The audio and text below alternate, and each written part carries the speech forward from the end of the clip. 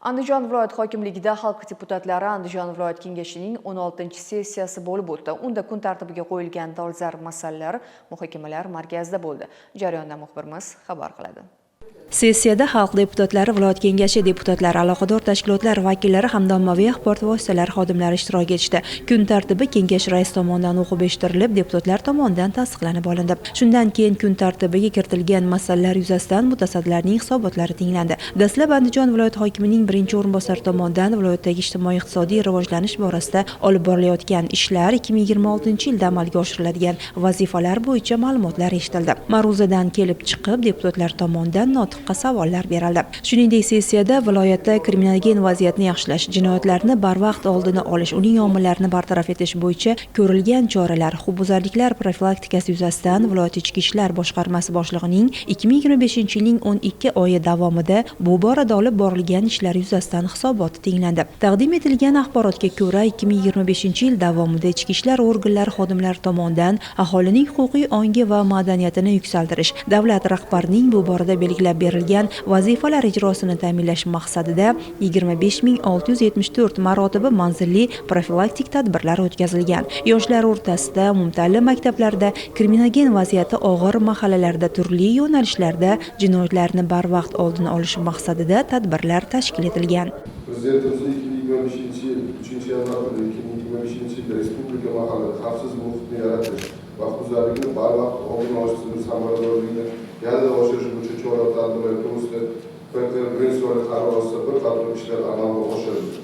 Xususan, aholining ongi va madaniyatini yuksaltirish maqsadida 25670 marotaba yoshlar o'rtasida tadbirlar o'tkazildi.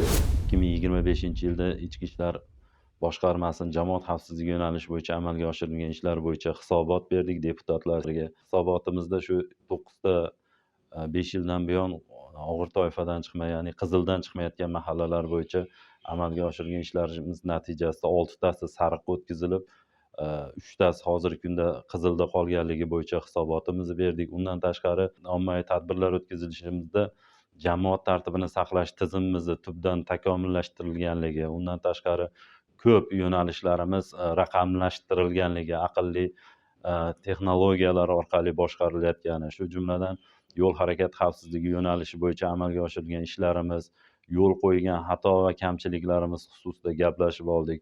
Hamda 2026-yilda yo'l qo'ygan kamchiliklarimizni bartaraf etib, axborot texnologiyalarini jalb qilib, sun'iy intellektdan foydalanish bo'yicha rejalarimizni deputatlar muhokamasiga taqdim qildik. Ular tomonidan biz amalga oshiradigan ishlarimiz qo'llab-quvvatlandi. Hamma sohada eng asosiy masalasi hozirgi kunda deputatlar tomonidan eng katta muhokamaga olingan oila turmush doirasidagi jinoyatlar masalasiga to'xtalib o'tildi.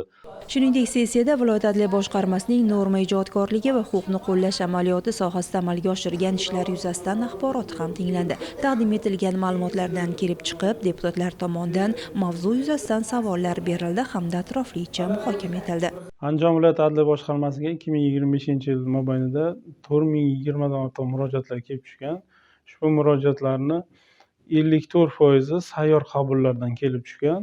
Shu kelib tushgan murojaatlarda 93% qanoatlantirishiga erishib, qolganlarga huquqiy tushuntirish berilgan. Andijon viloyat adliya boshqarmasi tomonidan 2025-yilda amalga oshirilgan ishlar norma ijodkorligi va huquqni qo'llash amaliyoti sohasidagi amalga oshirilgan ishlar yuzasidan hisobot berildi. Hisobotda amalga oshirilgan ishlar, kelgusidagi vazifalar hamda yo'l qo'yilgan xato va kamchiliklar bo'yicha deputatlarning qiziqtirgan savollariga javoblar berildi. Deputatlarimiz tomonidan asosan shu kadastr hujjatlarini tayyorlashdagi e'tirof etilgan mulklarni kechikayotganligi yuzasidan e'tirozlar bildirildi va ularga to'liq javob berildi.